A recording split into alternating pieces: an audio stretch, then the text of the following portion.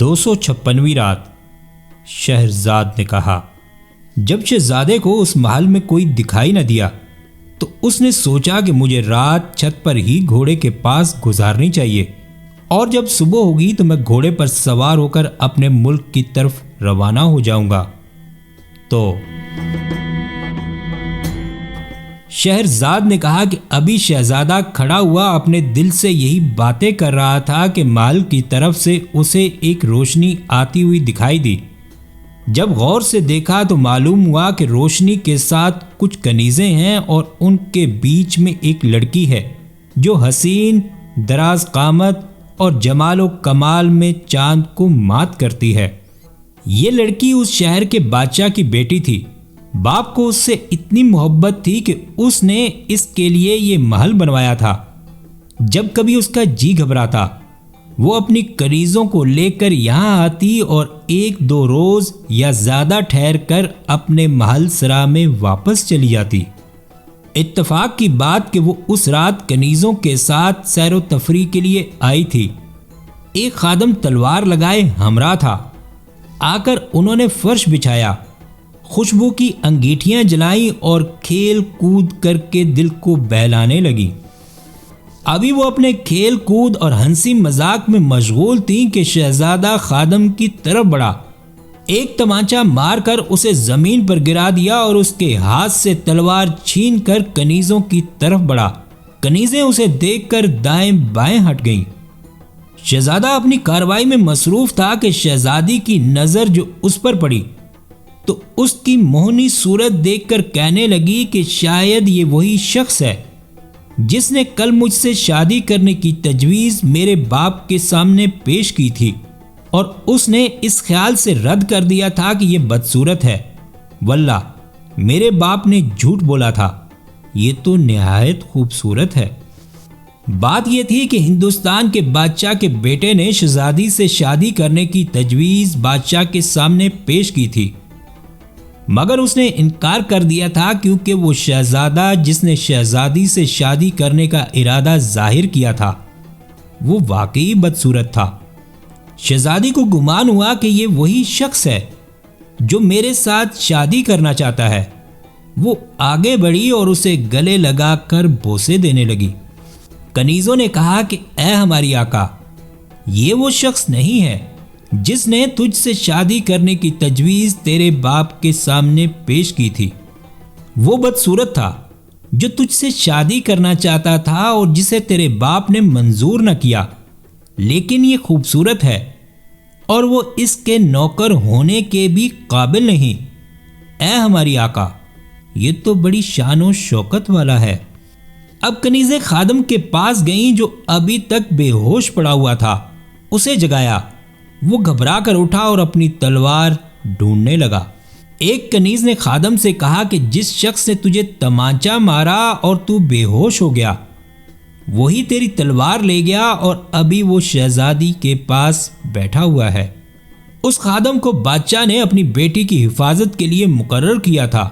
اسے ڈر تھا کہ کہیں اس کے ساتھ کوئی حادثہ پیش نہ آئے۔ اب خادم اٹھ کر پردے کے پاس گیا اور اسے اٹھا کر دیکھا کہ شہزادی شہزادے کے ساتھ بیٹھی ہوئی ہے اور وہ دونوں باتیں کر رہے ہیں۔ اب خادم آگے بڑھا اور ان کے سامنے ہاتھ باندھ کر کھڑا ہو گیا اور عرض کرنے لگا کہ اے میرے آقا، یہ تو بتا کہ تو انسان ہے یا جن؟ شہزادہ بولا، اے منحوس غلام، تو ایران کے بادشاہوں کی اولاد کو کافر شیطان کہتا ہے اور کہا کہ میں بادشاہ کا داماد ہوں۔ اس نے میری شادی اپنی بیٹی سے کر دی ہے۔ یہ سن کر خادم نے کہا کہ اے میرے آقا، اگر تو انسان ہے جیسا کہ تو خود کہتا ہے تو شہزادی تیرے سوا اور کسی کے قابل نہیں، اور سب سے زیادہ تو اس کا مستحق ہے۔ اس کے بعد خادم بادشاہ کے پاس جا کر چلانے اور دہائی دینے لگا۔ اس کی چیخ و پکار سن کر بادشاہ نے کہا کہ تجھ پر کیا بلا ٹوٹی ہے؟ تو نے مجھے پریشان کر دیا ہے، جلد بتا، زیادہ باتیں نہ بنا۔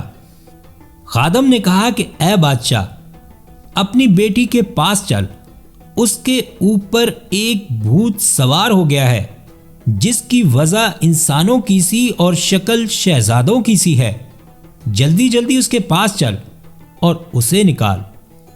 بادشاہ نے اسے یہ کہتے سنا تو اس کے قتل کی ٹھان لی اور خادم سے کہنے لگا کہ تو نے آخر کیوں اتنی غفلت کی کہ وہ بھوت اس پر سوار ہو گیا، اور بادشاہ اس محل کی طرف روانہ ہو گیا جہاں اس کی بیٹی تھی۔ وہاں پہنچ کر وہ کنیزوں کی طرف بڑھا جو وہاں کھڑی تھیں اور ان سے پوچھا کہ آخر میری بیٹی کے ساتھ کیا حادثہ پیش آیا۔ انہوں نے کہا کہ اے ہمارے آقا بادشاہ، ہم شہزادی کے ساتھ بیٹھے ہوئے تھے اور ہنسی مذاق اور کھیل کود میں مشغول تھے کہ ایک جوان تلوار لے کر یکا یک ہم پر ٹوٹ پڑا، جو 14ویں رات کے چاند کی طرح تھا اور جس سے زیادہ خوبصورت ہماری نظر سے نہیں گزرا۔ جب ہم نے اس سے ماجرا پوچھا تو وہ کہنے لگا کہ تو نے اس کی شادی اپنی بیٹی سے کر دی ہے۔ اس سے زیادہ ہمیں خبر نہیں اور نہ ہم یہ جانتے ہیں کہ وہ جن ہے یا انسان، لیکن وہ بہت باعصمت اور سلیقہ مند ہے اور اس سے کوئی بری بات سرزد نہیں ہوئی۔ جب بادشاہ نے کنیزوں کو یہ کہتے سنا تو اس کا غصہ اتر گیا اور وہ پردے کو تھوڑا سرکا کر دیکھنے لگا۔ اس نے دیکھا کہ اس کی بیٹی ایک شہزادے کے ساتھ باتیں کر رہی ہے جو نہایت حسین ہے۔